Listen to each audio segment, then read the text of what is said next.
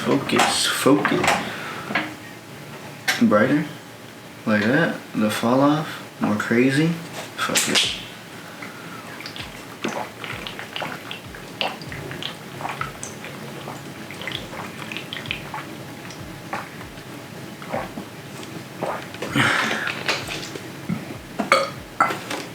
I couldn't be that loud with that. It would have been so nasty. Excuse me. What's up guys, Keysy back with another video, and today I want to talk about the beginner camera every person getting into photography or a little bit of video should buy under $500.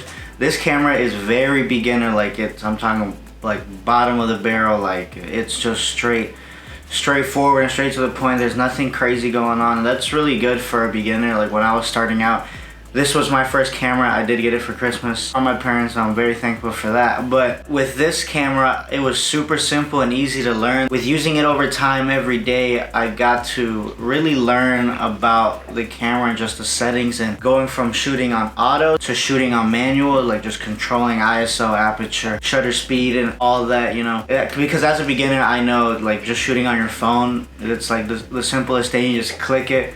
But when you shoot on a DSLR like this right here is the one I'm talking about, the Canon, stop tracking my face, Canon T6, the Rebel T6 right there, just straight bottom of the barrel.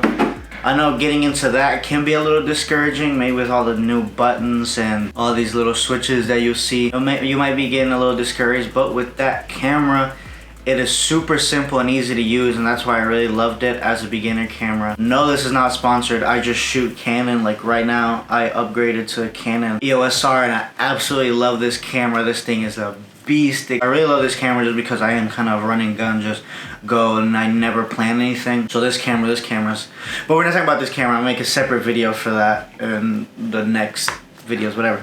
Today we're talking about this camera right here. I'm gonna have some overlay shots of this camera right here, but yeah, with this camera, especially when it comes, because you could literally buy this for under $500, I believe, with the bundle. Brings this 18 to 55 right there, and I think it brings another 70 to 200 lens. Like when I was starting off, I didn't even know how to put these together. Like I took forever just learning how to do that, because I really did not know what to do. But you really honestly just find that little white, let me see if I can get it, that little white square right there, and there's gonna be another white square on this right here. You just put it on there, and then it should click back together. And what I really loved about this lens, it was that it was image stabilized, so when you're like recording or taking pictures at a really low shutter speed, it won't be as shaky or blurry or anything. I mean, you'll still get that blur, but if you're shooting at a really low shutter speed. But with this, it was really helpful for that. Just starting off, you know, you're always kind of shaking. You don't know how to hold the camera just yet. You know, you don't know how to hold it like this. You're just kind of like this everywhere, just shooting whatever you can find.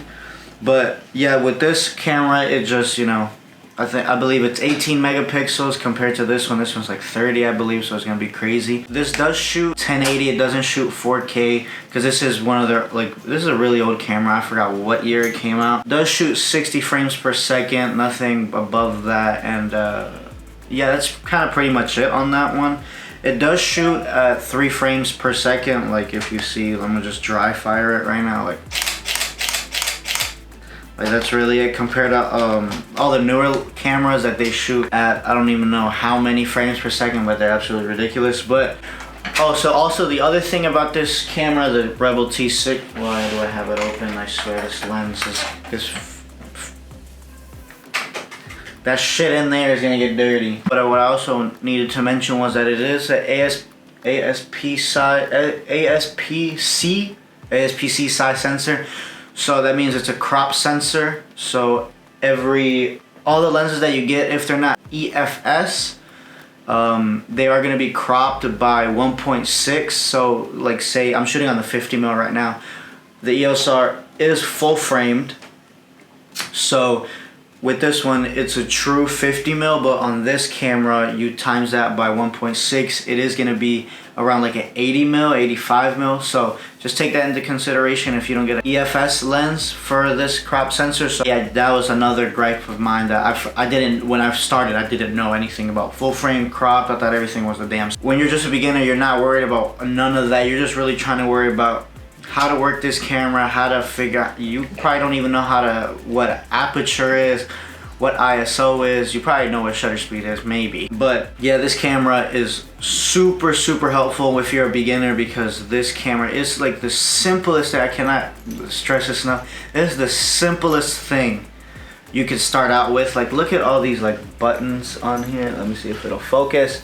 Like the buttons are the simplest thing. The drawback to it, it doesn't have a flip out screen. So when I was making, like, if you've been here from the beginning, this was my first camera, so this is the thing. This is the thing that I shot everything on, all my YouTube videos. But now that I have this camera, I can see myself. I didn't have to be right here, shoot for like 10 seconds, and then go to the thing, and then see if I was in frame, and then back and forth until I got my actual shot. So that's the one thing. It's my one gripe with it. Does people still say gripe?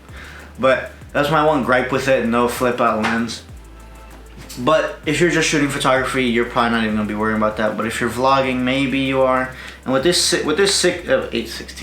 18 to 55 lens, like it's so wide that if you were to vlog, you could literally just catch yourself, like with everything, just holding it from the lens itself. You probably don't even need a tripod with it.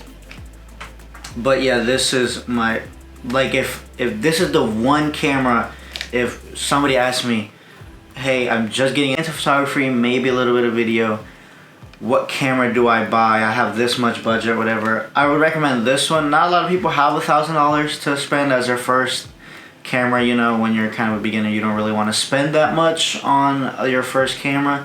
So maybe it's around $500 around is what you'd pay for this. So that's what I would recommend with this camera. So I'm gonna have images up on the screen of the Rebel T6 that I've taken before with this camera and with the EOS R, just so you can see just the megapixels and the little differences that you might be able to tell, maybe not, but when you're a beginner you don't really notice that stuff.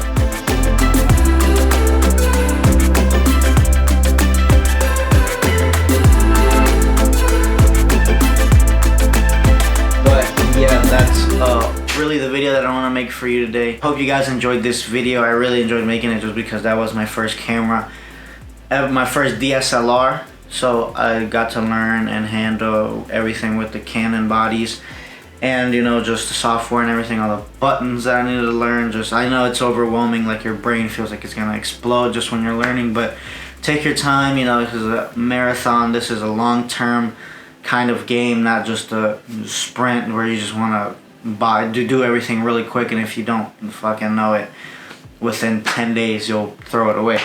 I really hope you guys enjoyed this video. If you haven't already, make sure to subscribe, give this video a thumbs up. It really helps out the channel, just so it can put me up there on the algorithm or whatever, and all that nonsense, you know, that science talk.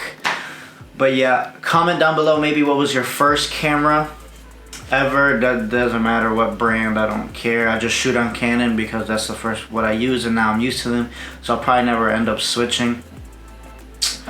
But yeah, just let me know down in the comments below what was your first camera, or maybe what camera you're looking to get into. Share this video also, maybe anybody who's trying to get into photography, videography. I want to make more videos of this, like talking about photography, because I am not just one trick pony. I love streetwear, but I also love photography and videography, so I want this channel to kind of be based around those two things. There's like always going to be these random little things that you're going to see, but that is not the point of this video. Really hope you guys enjoyed it, and I'll see you in the next one. Peace.